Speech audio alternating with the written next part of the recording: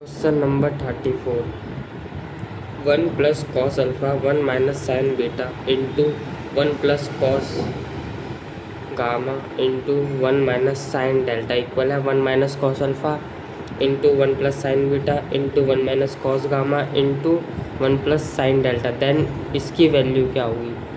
अगर मैं सॉल्यूशन में बात करूँ तो मैं लेट कर लेता हूँ कि ये टर्म है ये मेरी के इक्वल है।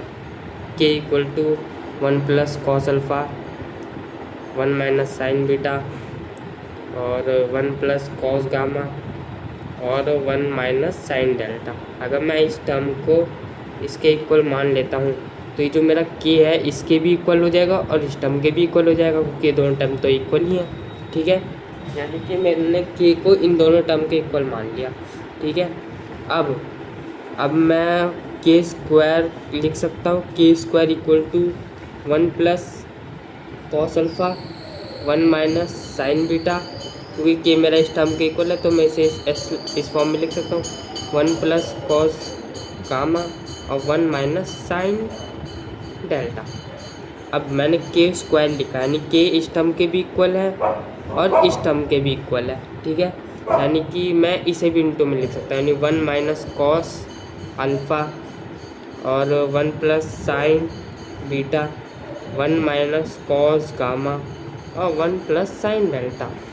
अब मैं ये अब के स्क्वायर इक्वल हो गया, जैसे 1 प्लस कॉस अल्फ़ा है ना, 1 प्लस कॉस अल्फ़ा यानी 1 प्लस कॉस अल्फ़ा, यहाँ पे 1 माइनस कॉस अल्फ़ा भी है, यानी 1 माइनस कॉस स्क्वायर अल्फ़ा। ठीक है, 1 माइनस साइन बीटा और 1 प्लस साइन बीटा, यानी 1 minus sine square beta 1 plus cos gamma और 1 माइनस कॉस गामा, यानी 1 माइनस कॉस स्क्वायर गामा। ठीक है, अब 1 माइनस साइन स्क्वायर डेल्टा। अब मेरा के स्क्वायर इक्वल है 1 माइनस कॉस स्क्वायर अल्फ़ा को मैं लिख सकता हूँ sine square alpha into cos square beta into sine square gamma into cos square delta. अब के स्क्वायर, अब स्क्वायर को उधर भेज देते हैं, यानी plus minus sine alpha cos beta sine gamma cos delta, यानी ये हमारा आंसर, यानी हमें वैल्यू निकालनी थी और ये हमारी इसकी वैल्यू आ गई। इन दोनों को अगर इक्वल रखेंगे तो यानी कि इसकी वैल्यू इसके इक्वल है और इसकी वैल्यू इसकी वैल्यू इसके इक्वल है और इस वाली टर्म की वैल्यू इसके इक्वल है। ठीक है,